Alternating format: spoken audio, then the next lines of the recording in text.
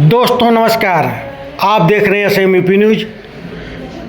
सोमवार को लोकसभा में वंदे मातरम को लेकर 10 घंटे तक चला सुपर पॉलिटिक्स ड्रामा। प्रधानमंत्री मोदी और कांग्रेस सांसद प्रियंका गांधी आमने सामने। प्रधानमंत्री मोदी ने कांग्रेस पर बड़ा हमला बोला। मोदी ने कहा, कांग्रेस ने मुस्लिम लीग के आगे घुटने टेक दिए, वंदे मातरम के टुकड़े कर दिए। नेहरू को डर था कि इससे मुसलमानों की भावनाएं आहत होंगी। यानी वंदे मातरम को लेकर कांग्रेस पर देश हित से समझौता करने का आरोप प्रधानमंत्री ने लगाया। कांग्रेस की तरफ से प्रियंका गांधी मैदान में उतरी और मोदी पर सीधा निशाना साधा। प्रियंका ने कहा, जितने दिन मोदी प्रधानमंत्री हैं उससे ज़्यादा दिन नेहरू आज़ादी की लड़ाई में जेल में रहे। साथ ही कांग्रेस ने यह भी आरोप लगाया कि RSS ने स्वतंत्रता संग्राम में हिस्सा नहीं लिया। तो ये सवाल है, क्या वंदे मातरम पर राजनीति तेज हो रही है या फिर देशभक्ति की असली बहस है?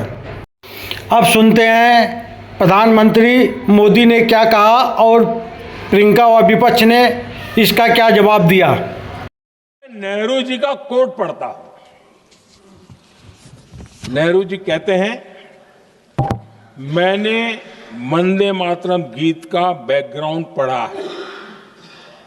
नेहरू जी फिर लिखते हैं, मुझे लगता है कि ये जो बैकग्राउंड है इससे मुस्लिम भड़केंगे।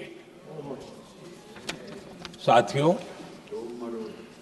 इसके बाद कांग्रेस की तरफ से बयान आया कि 26 अक्टूबर से कांग्रेस कार्य समिति की एक बैठक कोलकाता में होगी, जिसमें वंदे मातरम के उपयोग की समीक्षा की जाएगी। बंकिम बाबू का बंगाल, बंकिम बाबू का कोलकाता, और उसको चुना गया और वहां पर समीक्षा करना तय किया। पूरा देश हतप्रभ था, पूरा देश हैरान था। पूरे देश में देशभक्तों ने इस प्रस्ताव के विरोध में देश के कोने कोने में प्रभात फेरियां निकाली, वंदे मातरम गीत गाया। लेकिन देश का दुर्भाग्य कि 26 अक्टूबर को कांग्रेस ने वंदे मातरम पर समझौता कर लिया।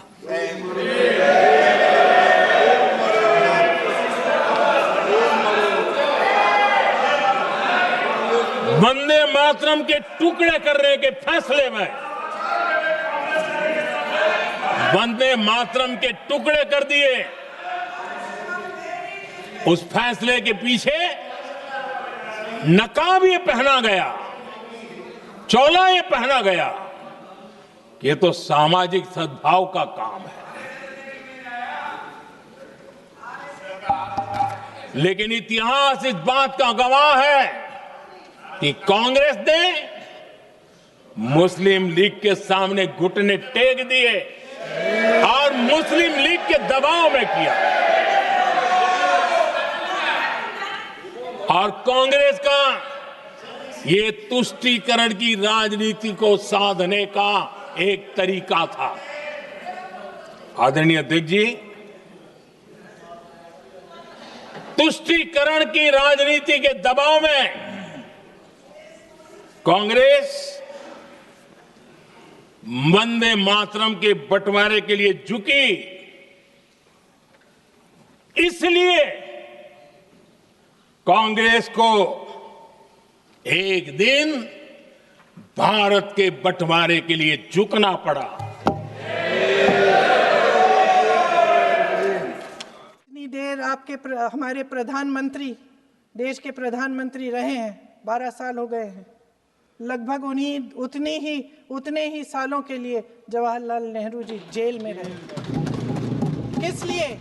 इस देश की आज़ादी के लिए। उसके बाद 17 साल के लिए प्रधानमंत्री रहे। आप बड़ी आलोचना करते हैं इनकी, लेकिन अगर इन्होंने इसरो नहीं बनाया होता तो आज आपका मंगलयान नहीं होता। अगर DRDO नहीं बनाया होता तो तेजस नहीं बनता। अगर IIT और IIM नहीं बनाए होते तो हम आज IT में आगे नहीं होते। अगर एम्स नहीं बनाया होता तो हम कोरोना की जब बड़ी चुनौती का सामना कैसे करते? हाँ,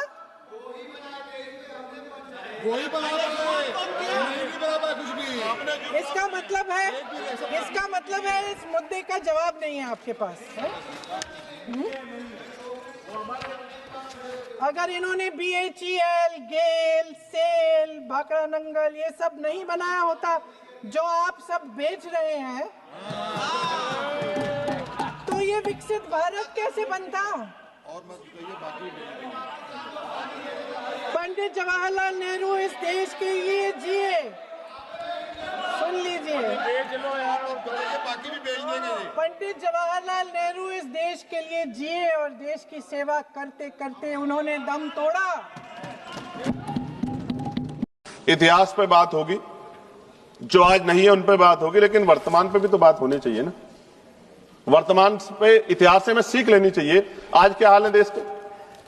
बुनियादी सुविधाएं लोगों को नहीं मिली, रोटी कपड़ा मकान की व्यवस्था नहीं है, और जुल्म जाति अन्य अत्याचार दलितों पे, पिछड़ों पे, मुसलमानों पे, आदिवासियों पे लगातार जारी। और कोई कहने सुनने वाले जब भी कोई अपनी आवाज उठाएगा उसको देश विरोधी घोषित कर दोगे, धर्म विरोधी घोषित कर दोगे। इस प्रथा से क्या देश आगे बढ़ सकता है? एक ऐतिहासिक प्रमाण बता रहा हूं जी, खत्म करते हुए ऐतिहासिक प्रमाण बता रहा हूं। राम प्रसाद बिस्मिल जी ने आजादी की लड़ाई के लिए हिंदुस्तान रिपब्लिकन एसोसिएशन बनाया चाहे, लेकिन जब उन्हें लगा कि एक धर्म के लोग या एक जाति के लोग या एक क्षेत्र के लोग आजादी की लड़ाई को नहीं लड़ सकते, तो 1928 में शहीद आजम सरदार भगत सिंह जी ने उसमें सोशलिस्ट वर्ड जोड़ा। हिंदुस्तान सोशलिस्ट रिपब्लिकन एसोसिएशन क्यों बनाया? क्योंकि जब हम मिलकर रहेंगे तभी देश आगे बढ़ सकता है। और मुझे पूरा ऐसा लगा जब मैंने सत्ता पक्ष को सुना कि वो राजनीतिक एजेंडे के जरिए सिर्फ मुसलमानों को टारगेट करते हुए इस बहस को लाना चाहते हैं। उनके पीछे उनका कोई और तर्क नहीं। सभापति जी, खत्म करते हुए मैं ये कह रहा हूं, आज का नौजवान अपना हक मांग रहा है। आज की बेटियां उड़ान चाहती है, उनके लिए सरकार पे क्यों योजना नहीं? बस इसी एजेंडे में फंसा के लगातार वो देश के नौजवानों को चलना चाहते हैं। ये ज्यादा दिन चलेगा नहीं। मैं आपके माध्यम सरकार से कहना चाहता हूं कि बुनियादी मुद्दों पर चर्चा करें, बेरोजगारी पर चर्चा करें, महंगाई पर चर्चा करें, महिला सुरक्षा पे, सम्मान पे, उनके सशक्तिकरण पे चर्चा करें, और देश की तरक्की पे मिलकर कैसे आगे बढ़े इस पे चर्चा करें। बहुत बहुत धन्यवाद। जय भीम, जय भारत, जय संविधान, जय मंडल, जय जोहार। धन्यवाद सभापति महोदय। वंदे मातरम सिर्फ गाने के लिए नहीं है, निभाने के लिए भी होना चाहिए। सभापति महोदय, आज हम आकलन करें, पीछे मुड़ करके देखें कि हम इस वंदे मातरम को कितना निभा रहे हैं। जिस वंदे मातरम ने आजादी के आंदोलन में सबको जोड़ा, आज के दरारवादी लोग उसी से देश को तोड़ना चाहते हैं। ऐसे लोगों ने, सभापति महोदय, ऐसे लोगों ने पहले भी देश के साथ दगा किया और आज भी कर रहे हैं।